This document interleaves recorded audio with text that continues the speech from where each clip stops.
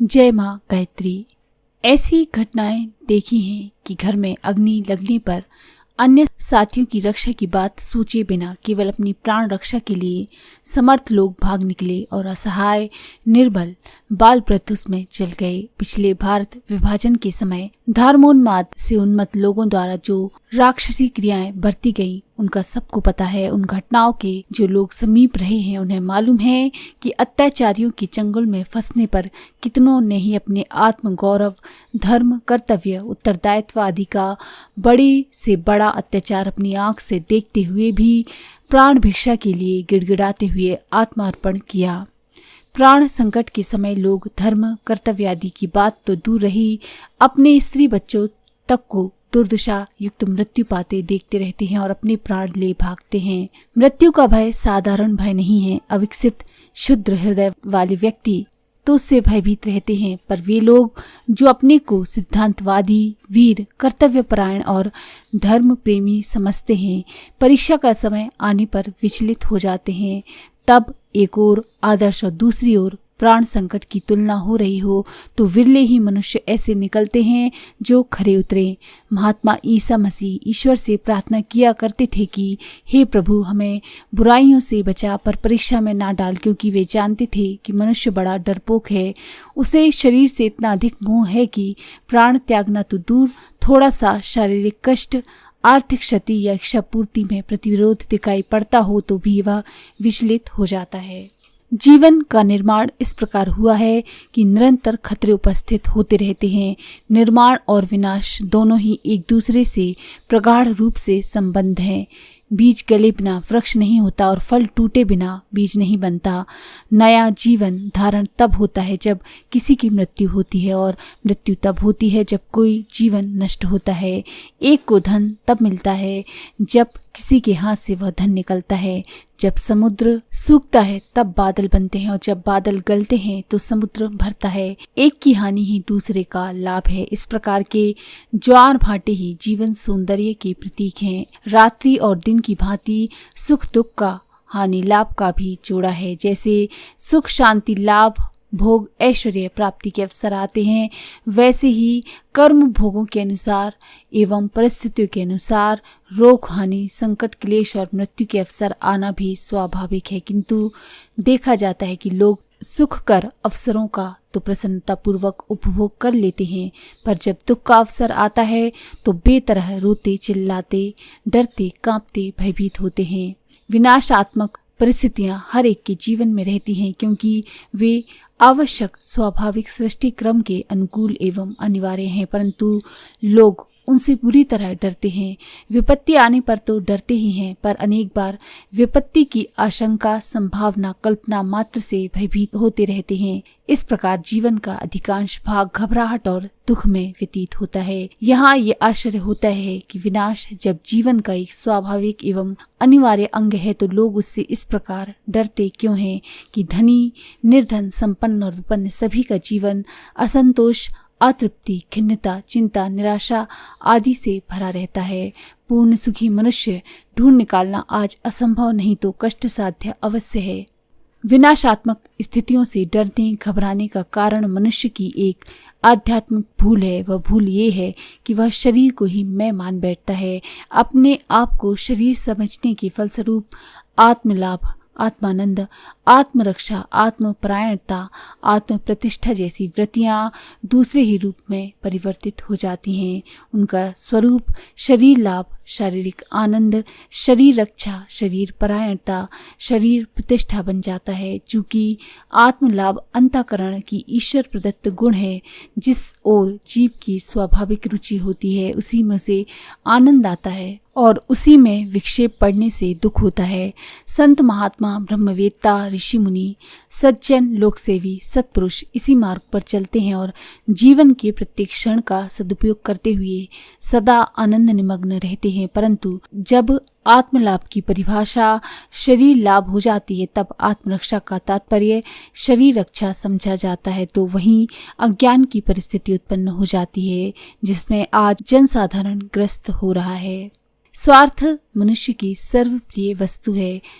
अपनापन सबको प्यारा है। संसार का जो भी पदार्थ प्रिय लगता है वह अपनेपन की भावना के कारण ही प्रिय लगता है। शत्रु की सुंदर सुंदर चीजें भी आंखों में कांटे की तरह चुभती हैं। जब शरीर को स्व मान लिया गया तो उसके नष्ट होने का भय आत्मनाश के समान ही मानना चाहिए। जब शरीर ही स्व है तो शारीरिक इंद्रियों के भोग विलासों को आत्मानंद समझा ही जाना चाहिए। शरीर की सुंदरता, आकर्षण, मोहकता वैसा ही प्रिय मालूम होना चाहिए जैसा कि आत्म प्रतिष्ठा प्रिय होती है। आत्मानंद के लिए बड़ी से बड़ी वस्तु का त्याग करना पड़े, बड़े से बड़ा कष्ट सहना पड़े, आत्मपरायण पुरुषों के लिए साधारण बात है।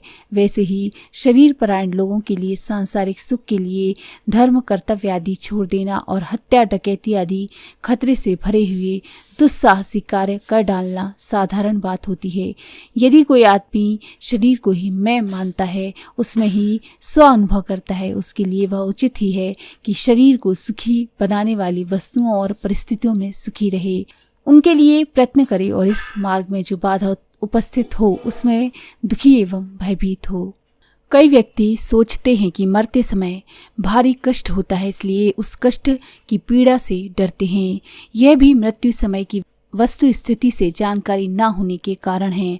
आम तौर से लोग मृत्यु से कुछ समय पूर्व बीमार रहते हैं।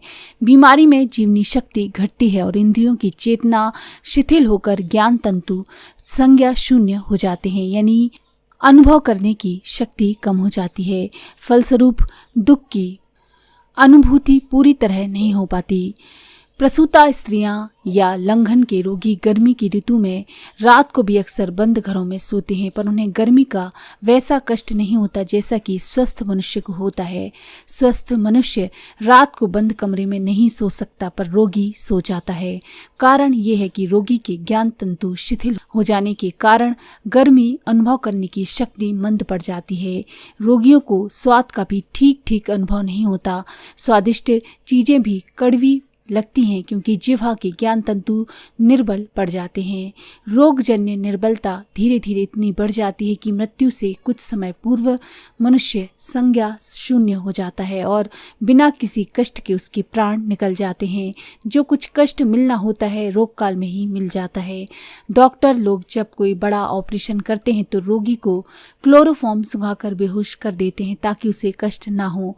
दयालु परमात्मा भी आत्मा से शरीर को अलग करने का ऑपरेशन करते समय संज्ञा शून्यता का क्लोरोफॉर्म सुंघा देता है ताकि हमें मृत्यु का कष्ट ना हो।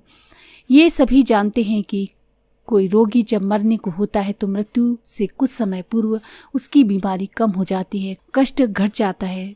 तब अनुभवी चिकित्सक समझ जाते हैं कि अब रोगी का अंत समय आ गया। कारण ये है कि बीमारी के कारण रोगी की जीवनी शक्ति चुक जाती है और ज्ञान तंतु रोग को प्रकट करने एवं कष्ट अनुभव करने में असमर्थ हो जाते हैं। ये मान्यता भ्रमपूर्ण है कि गर्भकाल में माता के उदर में और मृत्यु के समय प्राणी को अधिक कष्ट होता है। दोनों ही दशाओं में मस्तिष्क अचेतन अवस्था में और ज्ञान तंतु संज्ञा शून्य अवस्था में रहने के कारण प्राणी को किसी प्रकार का कष्ट नहीं होता। ऐसी दशा में मृत्यु के कष्ट से डरने का कोई कारण नहीं रह जाता। अनावश्यक मोह ममता ही मृत्यु भय का प्रधान कारण है। हम कर्तव्य से प्रेम की अपेक्षा वस्तुओं से मोह करने लगते हैं। हमारा प्रेम कर्तव्य भावना में संलग्न ना रहकर शरीर, संपत्ति आदि में लग जाता है। इसलिए मरने का भी दुख होता है। यदि आरंभ से ही ये मानकर चला जाए कि हमारे अधिकार या संबंध में जो भी पदार्थ हैं वे प्रकृति के परिवर्तन, धर्म के कारण किसी भी समय बदल, बिगड़ या नष्ट हो सकते हैं, तो उनसे अनावश्यक मोह ममता जोड़ने की भूल न होगी। तब मनुष्य वह सोचेगा कि संसार में सबसे अधिक प्रिय, सबसे अधिक आत्मीय, सबसे अधिक लाभदायक अपना कर्तव्य है। उसी से पूरा पूरा प्रेम किया जाए। प्रेम को जितना अधिक बढ़ाया जा सके बढ़ाया जाए। इस प्रेम से जहाँ रत्ती भर भी विछोह हो वहाँ दुख माना जाए तो ये प्रेम अनंत सुख शांति को देने वाला और कभी नष्ट ना होने वाला बन जाएगा। जो कर्तव्य पालन को अपना लाभ समझेगा उसे हानि का दुख ना उठाना पड़ेगा। कारण ये है कि अपना प्रेमी कर्तव्य सदा अपने साथ है। उसे कोई भी शक्ति हमारी इच्छा के विपरीत हमसे नहीं छीन सकती। इसी प्रकार जब हमारे लाभ का केंद्र बिंदु हमारा कर्तव्य है तो उसमें घाटा पहुंचाने वाला हमारे अतिरिक्त और कोई नहीं हो सकता। हमारा प्रेम और लाभ जब पूर्णतः हमारे हाथ में है तब विछोह या हानिजन्य दुखों के सामने आने का कोई कारण नहीं रह जाता। दूसरों की मृत्यु, प्रेमियों और पदार्थों की मृत्यु का दुख हमसे तभी दूर रह सकता है जब हम मिथ्या मोह ममता को छोड़कर कर्तव्य से प्रेम करना और उसी को अपनी संपत्ति समझने का विवेक हृदयंगम कर लें। अपनी मृत्यु में दुख भी इसी बात का होता है कि जीवन जैसे बहुमूल्य पदार्थ का सदुपयोग नहीं किया गया। आलस्यवश देर में स्टेशन पहुंचने पर जब रेल निकल जाती है और उस दिन नियत स्थान पर ना पहुंच सकने के कारण जो भारी क्षति हुई उसका विचार कर करके वह आलसी मनुष्य स्टेशन पर खड़ा हुआ पछताता है और अपने आप को कोसता है। मृत्यु के समय भी ऐसा ही पश्चाताप होता है जब कि मनुष्य देखता है कि मानव जीवन जैसी बहुमूल्य संपत्ति को मैंने व्यर्थ ही बातों में गवा दिया, उसका सदुपयोग नहीं किया, उससे जितना लाभ उठाना चाहिए था वह नहीं उठाया। यदि हम जीवन के क्षणों का सदुपयोग करें, उसकी हर एक घड़ी को केवल आत्मलाभ के सच्चे स्वार्थ के लिए लगाएं, तो चाहे आजकल जब भी मृत्यु सामने आएगी किसी प्रकार का पश्चाताप या दुख ना करना पड़ेगा। गायत्री का आरंभिक पद तत् हमें यही शिक्षा देता है कि मृत्यु से डरो मत, उससे डरने की कोई बात नहीं।